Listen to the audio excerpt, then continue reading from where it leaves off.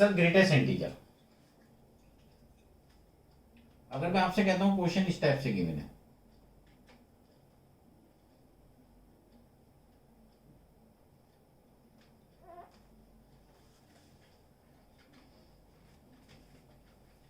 Zero to four greatest integer of x d x. Greatest integer का मतलब क्या होता है सर? इसका मतलब हो गया जीरो से लेके फोर तक का एरिया। मैंने सर इसको एफ एक्स के इक्वल टू लिया। पहले मैं ग्रेटेस्ट इंटीजर का ग्राफ बताऊंगा सर आपको। Sir f x is equal to greatest integer of x. मैंने इसमें जीरो पास किया, इसमें फोर पास किया, इसके बीच में integer number 1 2 3। Sir integer number इसलिए लिए मैंने क्योंकि ग्रेटेस्ट इंटीजर इंटीजर नंबर पर चेंज नहीं होता। अगर मैं आपसे कहता हूं x की वैल्यू 0 से 1 के बीच में है तो ग्रेटेस्ट इंटीजर की वैल्यू 0 होगी। अगर 1 से 2 के बीच में लेता हूं तो इसका मतलब fx की जो वैल्यू होगी वो 1 होगी। और अगर 2 से 3 के बीच में लेता हूं तो ये बात तो क्लियर है कि fx की वैल्यू 2 होगी। और 3 से 4 के बीच में लेता हूं तो ये बात तो क्लियर है कि fx की वैल्यू 3 होगी। इसका मतलब जब लिमिट डिक्रीज टू इंक्रीज चलती है तो जो लोअर लिमिट होती है वो रिजल्ट होता है। सर मैं अगर इसको ग्राफ के अकॉर्डिंग चेक करता हूं तो ये 1 ये 2 ये 3 ये 4, ये 1 ये 2 ये 3 ये 4, 0 से 1 के बीच में ग्राफ होगा ये, 1 से 2 के बीच में ग्राफ होगा ये, 2 से 3 के बीच में ग्राफ होगा ये, और 3 से 4 के बीच में ग्राफ होगा ये। सर मुझे इसके बीच का एरिया फाइंड करना है सर। मैंने इससे इसके ऊपर परपेंडिकुलर डाला।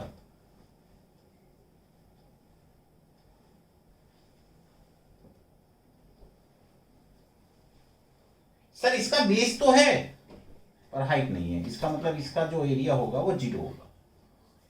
सर इसका बेस 1 है, हाइट 1 है, इसका एरिया हो गया 1 इंटू 1 1। सर इसका बेस 1 है, इसकी हाइट 2 है, इसका एरिया हो गया 1 इंटू 2। सर इसका बेस 1 हो गया, इसका बेस 3 हो गया। सर इसका एरिया हो गया 1 इंटू 3, इसका मतलब इसका एरिया होगा 3। सर मैं इन सबको ऐड करता हूं तो 1 + 2 + 3, इसका मतलब ये 6। ये तो सर ग्राफ के अकॉर्डिंग है। अब हर क्वेश्चन का हम ग्राफ तो बनाएंगे नहीं, पहले आप इसको नोट करिए फिर मैं आगे समझाता हूं।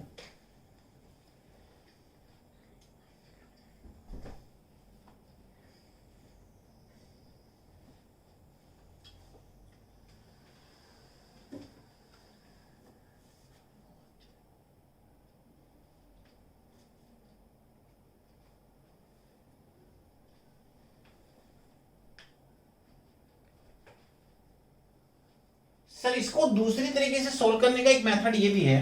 अगर आप विदाउट ग्राफ करते हैं, पहले 0 पास किया, फिर 4 पास किया, फिर इसके बीच के नंबर ले लिए इंटीजर नंबर्स, इसको सोल्व करने का मेथड तो ये हो गया x = 0 तो 0, x = 1 तो 1। फंक्शन क्या दे रखा है?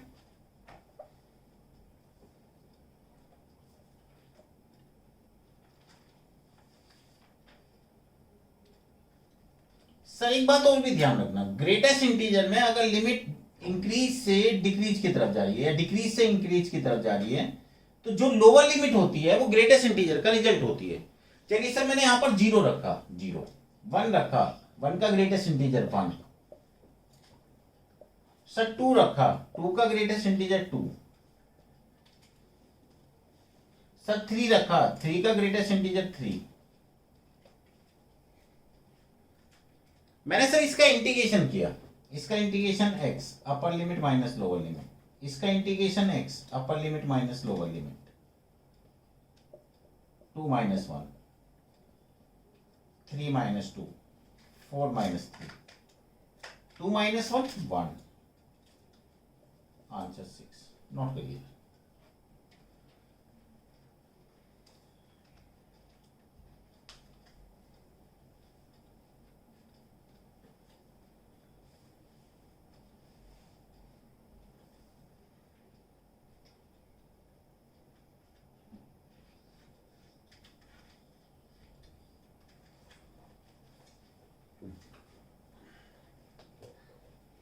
अब सर एक बार क्वेश्चन इस टाइप से था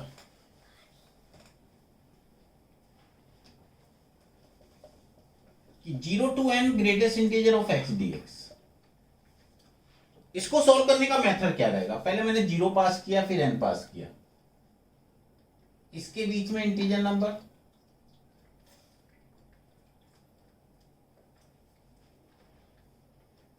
अब सर इसको ब्रेक किया,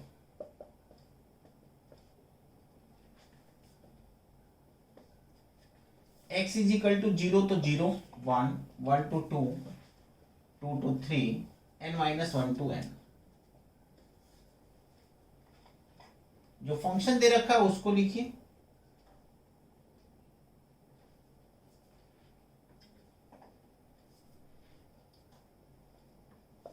सर की लिमिट डिक्रीज टू इंक्रीज है, लोअर लिमिट पास करते हैं।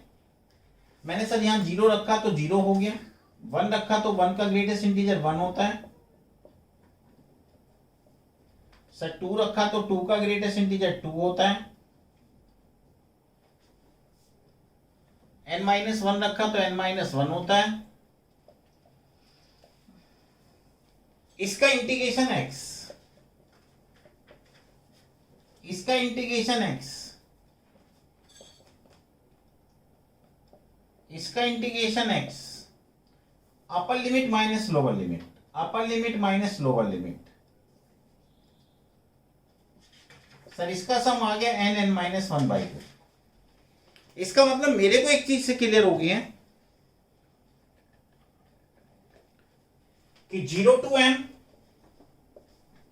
Greatest integer of x dx का रिजल्ट होगा n n माइनस 1/2। नोट करिए सर।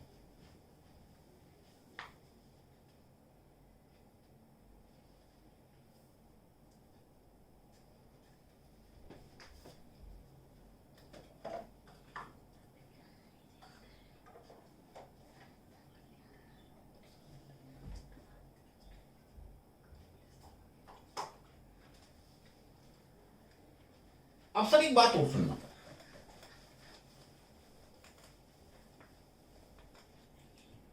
सर ये होता है फ्रैक्शन पार्ट,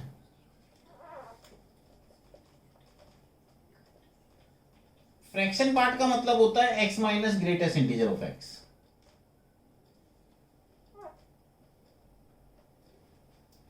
फ्रैक्शन पार्ट का मतलब होता है जिनकी वैल्यू 0 से 1 के बीच में होती है।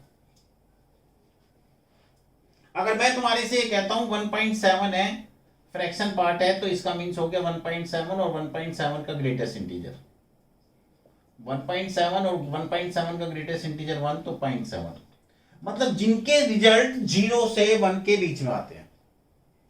अगर सपोज करो मैं इसको इंटीग्रेशन में लेता हूं,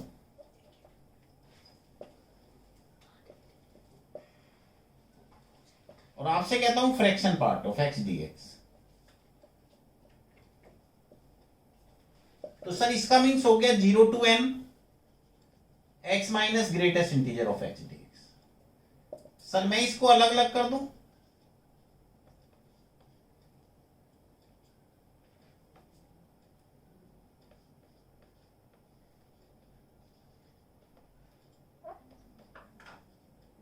सर इसका इंटीग्रेशन x²/2,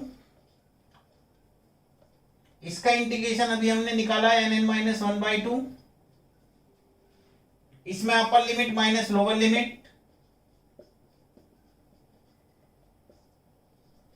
सर n/2 बार कॉमन, इसका मतलब इसका रिजल्ट n/2, इसका मतलब 0 to n fraction part of x dx का रिजल्ट।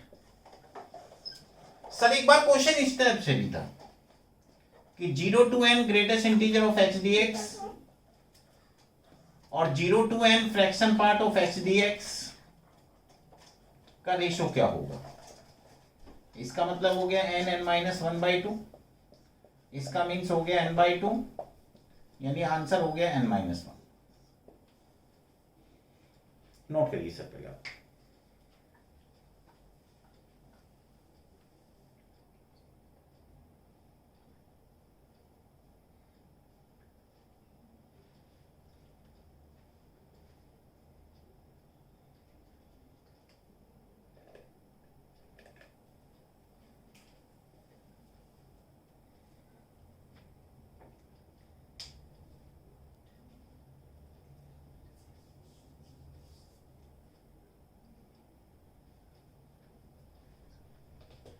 एक बार क्वेश्चन इस टाइप से करें,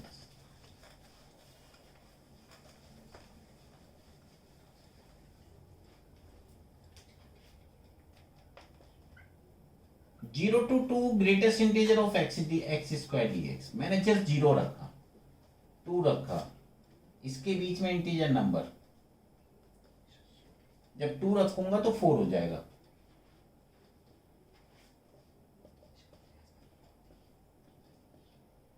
sir x square is equal to 0 तो x is equal to 0, x square is equal to 1 तो x is equal to plus minus 1। Sir -1 ले नहीं सकता क्योंकि लोअर लिमिट 0 से स्टार्ट हो गई। X square is equal to 2 तो x is equal to √2, x square is equal to 3 तो एक्स इज इक्वल टू √3, और x square is equal to 4 तो एक्स इज इक्वल टू 2। इसका मतलब 0 से 2 के बीच में ये फंक्शन इन पॉइंटों पर चेंज होता है। सर फंक्शन क्या दे रखा है?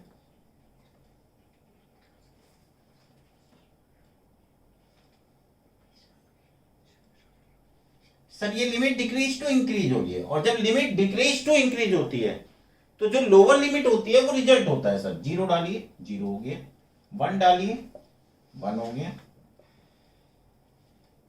सर √2 डाला, √2 का स्क्वायर 2, 2 का ग्रेटेस्ट इंटीजर 2।